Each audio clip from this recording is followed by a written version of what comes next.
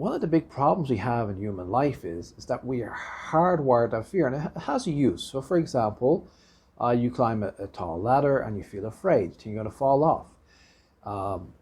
That's a genuine fear, and it is a risk. I mean, if people didn't have any fear, they would do a lot of risky things, so it protects us. But it can also hold us back in many ways. For example, I think it's perfectly natural to maybe not be a big fan of flying airplanes. Basically, you get into an airplane, it blasts down the runway at tremendous acceleration, and suddenly you're in the air and it bounces around. And there is this thought in your head that if anything goes wrong, it's a long way down. If you're at 30,000 feet in the air, it's going to take 3 or 4 minutes to hit the ground if you get thrown out of the airplane. It's a terrifying thought.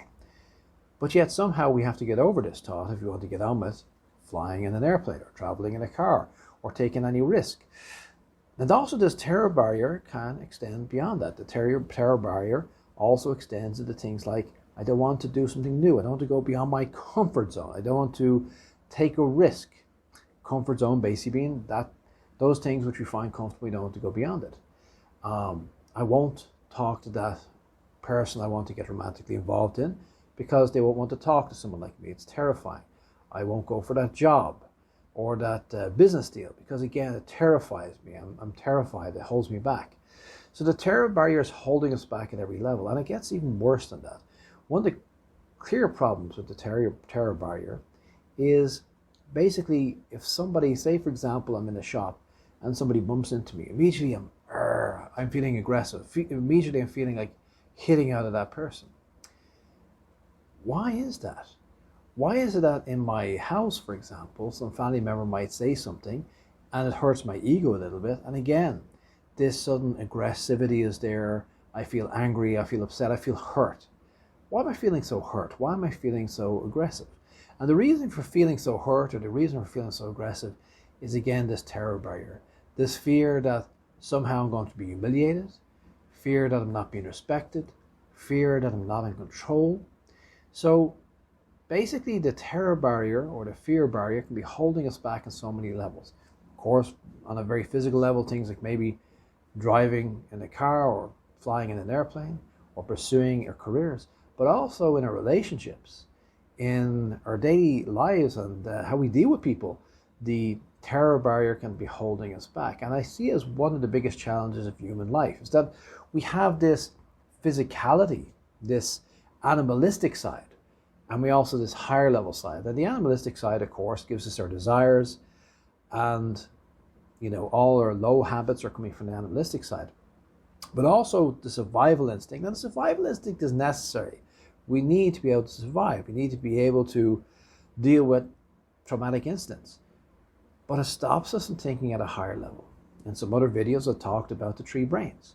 Now we basically have a limbic system, which is the reptilian brain.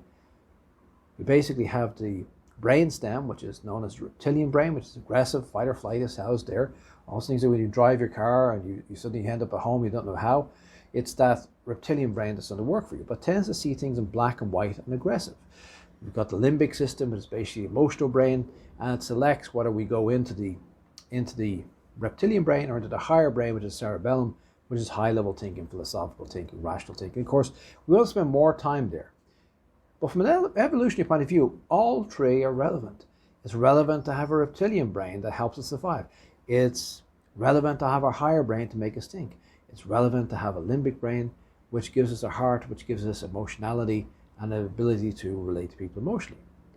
But the terror barrier really holds us back, because it's not just it holds us back individually, it holds society back because everybody's terrified. And what's a very interesting thing is you look at people's eye contact, how people, you say something and maybe even an off-the-cuff remark, and the way they look at you. The eyes never lie, and the eyes tell you what they're really thinking and what they're really feeling. And you can actually see people weighing you up and judging you, because human beings are very good at judging, which is actually part of the analytical part of mind, and this is the higher mind without the limbic system. The limbic system is basically adding emotion into it, but if we just take that higher aspect of breaking things up, we get this analytical thing, and it's a bit like the tail wagging the dog, because we got an analytical mind, a judgmental mind, which has helped us send rockets to the moon, but also it makes us chop things up and say, why did she say this? Why did he do that? Why is this happening? And so on and so forth. So it's the biggest challenge for humanity as far as I can see. It's the biggest challenge for individuals. It's holding us back in so many levels. We have to choose to deselect the terror barrier, to deselect the fear barrier. We have to reaffirm that we are not terrified and that we are capable of living life at a higher level.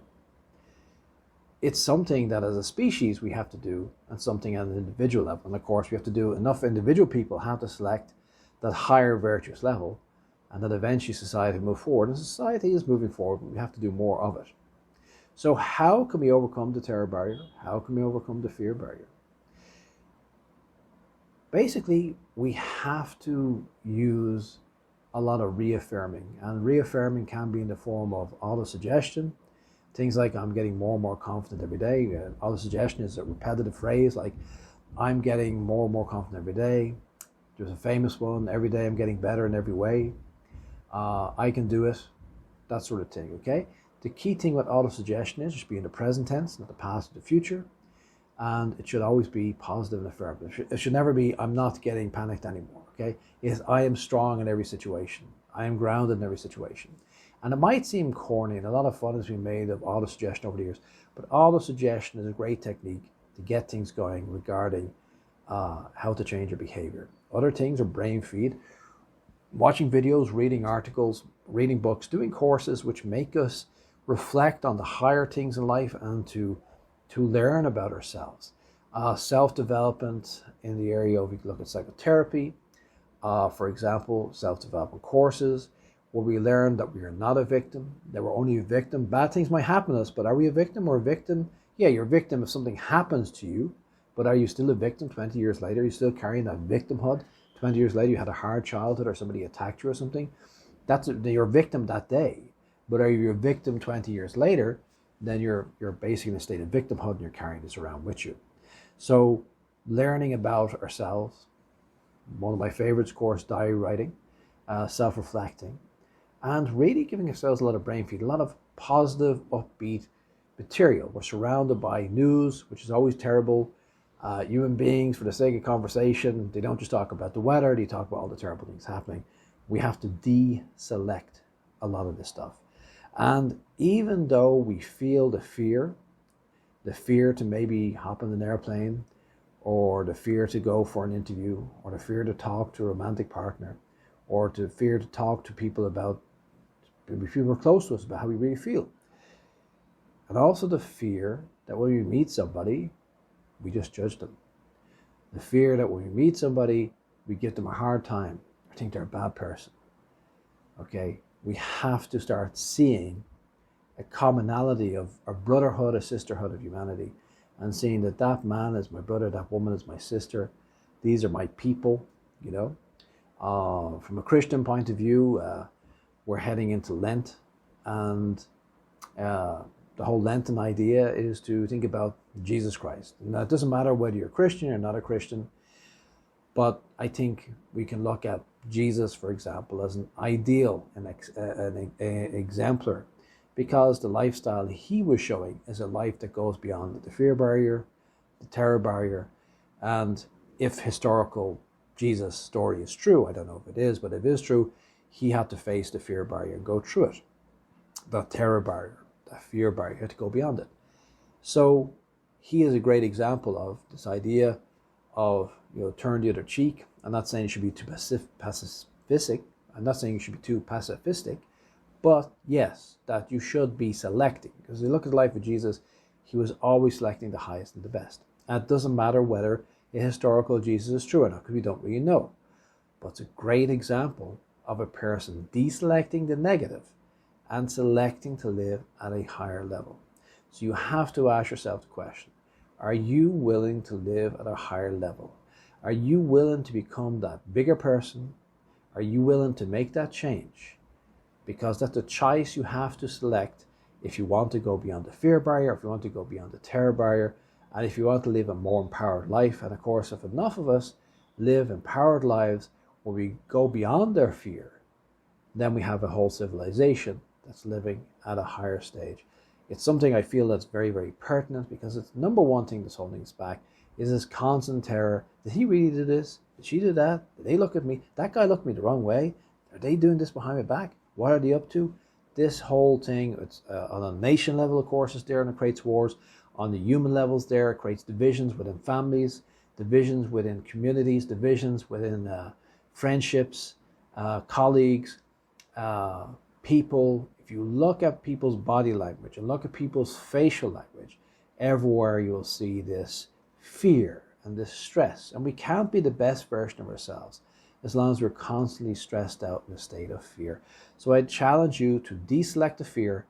And what's the opposite of fear? The opposite is love. And start thinking in terms of the higher self, seeing other people as brothers and sisters, learning about ourselves, and learning to deselect the fear and go beyond the terror and embrace the abundance. It's a selection we have to do.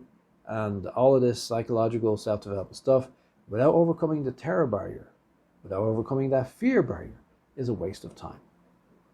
I hope you liked this video. Please like and subscribe. I'll talk to you next time.